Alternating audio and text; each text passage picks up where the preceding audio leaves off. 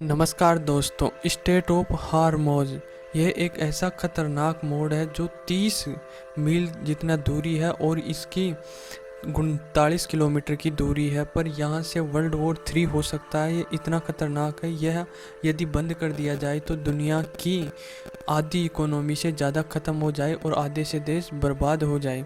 इसके बारे में शुरू करने से पहले मैं आपको बता दूं कि स्टेट ऑफ हार्मोन्स इसे इसलिए कहते हैं। स्टेट एक पतली समुद्री रास्ते को कहते हैं जहां से जहाज़ गुजरते हैं। तो इस स्टेट ऑफ हार्मोन्स से दुनिया के 80% जहाज़ इसी से होकर गुजरते हैं।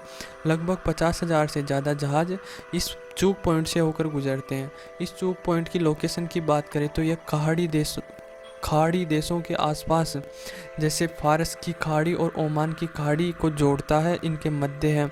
यह लगभग 8 देश इनकी सीमा पर लगते हैं। इनकी सीमा इस पर लगती है, जिसमें से ये खाड़ी देश तेल के और गैस के काफ़ी एनर्जी के भंडार है यहाँ पर। और यहाँ पर वर्ल्ड की 33% एनर्जी इन्हीं खाड़ी देशों और इसी आस फारस और ओमान की खाड़ी से होकर 33% एनर्जी वर्ल्ड को देता है।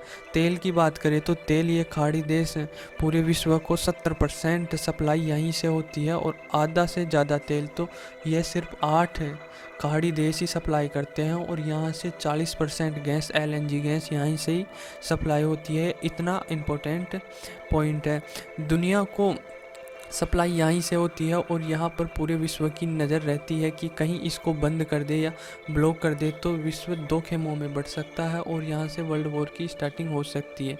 हम आपको बता दें कि यह वैसे तो यह ईरान के कब्जे में है ये पॉइंट, पर यहाँ पर अमेरिका के आर्मी बेसेस बने हुए हैं। जैसे अलग अलग देश ईरान, ओमान, यूएई, सऊदी अरब, बहरीन, ऐसे अलग अलग देशों में अमेरिका इस पॉइंट पर निगरानी रखने के लिए यहाँ पर आर्मी बेस बना रखी है। क्योंकि ईरान और अमेरिका के वैसे ही जमती नहीं है और इनमें 36 का आंकड़ा चलता रहता है। इनके और बात करें तो यहाँ पर जहाज़ काफ़ी मुश्किल होता है यहाँ से गुजार पाना, क्योंकि वैसे तो ये 30 किलोमीटर लंबा वो है, 30 मील और 39 किलोमीटर लंबा। पर यहाँ पर छोटे छोटे 8 आइलैंड हैं, जिन पर 7 पर तो ईरान का अधिकार है, बाकी का ओमान पर है। तो यहाँ पर देश की जीडीपी, बड़े बड़े जो बेस्ट जीडीपी है उनकी जो 76% जीडीपी यहीं से सप्लाई होती है। मतलब जो सामान आयात निर्यात होते हैं वो यहीं से होते हैं। चाइना की बात करें तो चाइना ही इन खाड़ी देशों से तेल और गैस मंगाता हुआ अपना 45% यहीं से एनर्जी का पूरा सप्लाई करता है। यह खाड़ी देश। जापान में 80% एनर्जी यहीं से सप्लाई होती है। भारत जैसे देशों में 70% एनर्जी यही।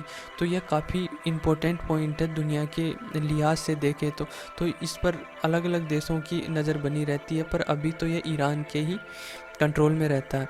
इस पर अमेरिका पर भी काफ़ी असर पड़ता है, क्योंकि ईरान और अमेरिका ईरान पर काफ़ी प्रतिबंध लगा दिया था उनके तेल पर और उस पर। तो ईरान ने इसको ब्लॉक करने की धमकी दी थी। तो अमेरिका ने कुछ पॉइंट अपने रखे और कुछ ईरान ने, तो अमेरिका ने इसे परमिशन तो दे दी अपनी तेल सप्लाई करने की, पर कुछ अभी भी प्रतिबंध लगे हुए हैं अमेरिका पे। अमेरिका परमाणु हथियार बनाना चाहता है, तो इस पर प्रतिबंध लगा रखा है अमेरिका ने इराक के ऊपर। यदि कहीं न मानो तो यह कभी बंद कर दिया जाए किसी के कारण, तो वर्ल्ड वॉर 3 की शुरुआत हो सकती है। क्योंकि विश्व की आधी से ज़्यादा इकोनॉमी इसी से होकर गुजरती है। तो कहीं ना कहीं 2 खेमों में बढ़ सकता है देश और यह विश्व 2 खेमों में बढ़ सकता है, तो लड़ाई हो सकती है। ये इतना इम्पोर्टेंट है। तो आई होप आपको समझ में आया होगा। समझ में आया शेयर